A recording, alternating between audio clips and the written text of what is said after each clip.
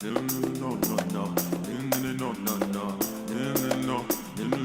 morning to both of you, Hendrik and Styles. Welcome back to COPA. Thank you very much. Good morning, COPA!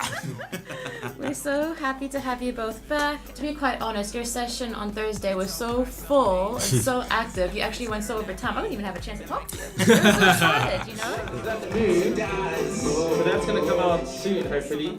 You guys like it? But I'm Styles. I make interesting music from pop to hip hop to rap to EDM, and I'm from Durban. And yeah, that's me. Yeah, and I'm Hendrik. I'm a music producer. I have worked with Styles for the last 3 years. I work with other people as well, but Styles is my boy. A good friend of mine who's a radio DJ introduced me to a really cool remix that Hendrik had produced or remixed. And I was very interested in that sound, and I followed him on social media and I slid into his DMs. Said, hey, what's up, man? My name is Styles. I make music as well, and I like your sound and it'd be cool to work in the near future. I got an email from him to say, here's his beats and let's do something. And that's when we created a song called Trees, which was our first release together as individual artists and obviously as a producer to my sound. And ever since then, we've just had that relationship. So, as you all might know now, Hendrik has now become an artist, not just a producer. So he's a vocalist as well. And so I assist him as well with writing music, songwriting and stuff like that as well. We were working together for like a good year and a half before we actually met in person, which was crazy. And when I met him, I was completely blown away by his confidence and his persona. And I thought, wow, this guy is just so easy to brand, and our working dynamic has just been absolutely crazy. Definitely something that I think both of us want to carry on in the future. Networking, in other words, if there's an event, like even if it's a small event happening in Durban, there's a place called the Bat Center. There's a lot of hip hop that happens there as well. If there's a small hip hop event happening, I encourage these young people and these upcoming artists to go there, because that's where you're going to meet people who think almost like you. You need to be in a space where people can be the same, where you have producers and rappers all in one room, or singers, and you say, this is what I do. Can I showcase my talent to you?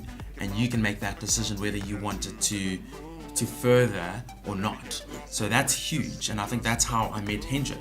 I was interested in his sound, and I knew the only way I can get through to him is by going into social media. It started off as me approaching him for a beat, and him saying, I'm interested in your sound, but I'd like to get to know you. I'm not going to just give you a beat just like that. 100%. And voila. There needs to be a working relationship, and then from that working relationship, perhaps a friendship can form and all the rest. And I think we've built a very strong friendship over the years. There's events like food festivals that you can, approach events organizers from. There's bars with karaoke nights and open mics. There's First Thursdays where people can approach people to do their own thing as well. There's food festivals, all the rest. If you're a hip hop artist, as Styles said, the Bat Center. There's a lot, but networking also is very much on social media nowadays, which is dope, because people don't realize how accessible these artists in South Africa actually are, like Kyle Dodge, Shakana, all the rest. Literally with Instagram and Twitter and Facebook, not as much Facebook, but Instagram and Twitter, they're literally one message away. Yeah, I encourage people, if you want to network, the easiest way is through this baby right here. Honestly, it's so easy. I love your sound. I make music too. Here is some links to my music. Take a listen to it. If you're interested, I've got something that I can send to you. Boom. It's either they're going to reply or they won't reply, but don't give up. Equipment. It's very simple. You don't have to put money into your music career when you're starting off. Some of the best songs that I've recorded is off a little performance microphone, and all I do is I add some vocal processing on it. If you need to spend some money, but don't spend huge amounts. That's my best advice. What you basically want to show off, if you're sending a demo to maybe a major label or to another label, is you want to show off what you're capable of doing.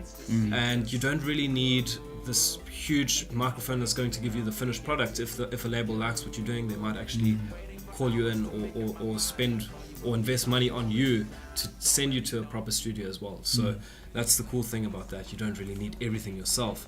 If you want to work with other labels or if you want to do stuff with other people, there's always going to be opportunities for you to do that without needing the stuff yourself. This is one from one of your biggest fans. He wanted to ask also on networking. So how much does private networking influence on where public music goes? So wanting to know about your channels and how it's able to reach that public sector. Yeah, I think that's a big one, especially because I've actually experienced that recently. I have a small network of producers from North America that I'm very much involved with. One of them is called AWOL Talk. Another one is called SOSAS. Another one is called Elex. They're from America, from Canada. They're from Vancouver, Salt Lake City, San Diego, Florida. It's crazy. I mean, it's a small little network of people. They're all in different places, but they're all such good friends. And I've kind of, stepped in there. Just literally by sending one of the guys, his name's SOSAS, I sent him a beat because I was a big fan of his after I heard his collab with a guy called John Casey, who's also a good friend of mine. I think your small little private network that you have is a lot bigger than you actually think it is, because in today's society, as people call it, the network society, where everything is kind of linked together, and it's beautiful. I think it's beautiful. So many opportunities that are presenting themselves. Where do you see the future of Durban music going? I believe that there's a big merge now between electronic and organic. As it was a couple of years ago, it's coming back now, I believe, in a form of a very like organic house kind of vibe, which has merging with a lot of different genres like funk, hip-hop, even rock elements sometimes, and jazz. So I think that's kind of the direction that I believe music is going into at the moment in the popular field. Like, I don't think I've got a political song. I don't think I need a political song at the moment. What I need is music that kids will listen to on their way to school and be like, I know that guy, that's Styles, and that's Hendrik. Music is such a universal language, and you should never box yourself. That's why I don't call myself a rapper. I call myself an artist, a musician, because I work with musicians, whether they be pop artists, rock artists, or whatever. So don't ever limit yourself. 100%. And Natalie, thank you for having us. Thank you. Thank you so It's so much. cool to be here, man. Absolutely. So, yeah. We'll speak soon, and we'll catch up on all your musical adventures to come. Definitely. Perfect. Thanks. Thank you. Sure.